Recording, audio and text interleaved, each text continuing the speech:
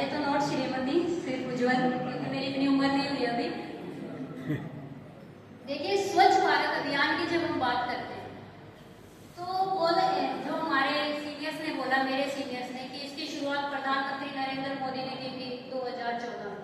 क्या उससे पहले हमारा देश स्वस्थ नहीं था? क्या उससे पहले हमारे विद्यालय नहीं थे? एक हमारे प्रतिभागी ने कौटिल्य की बात की, जिन्होंने देश बदल दिया।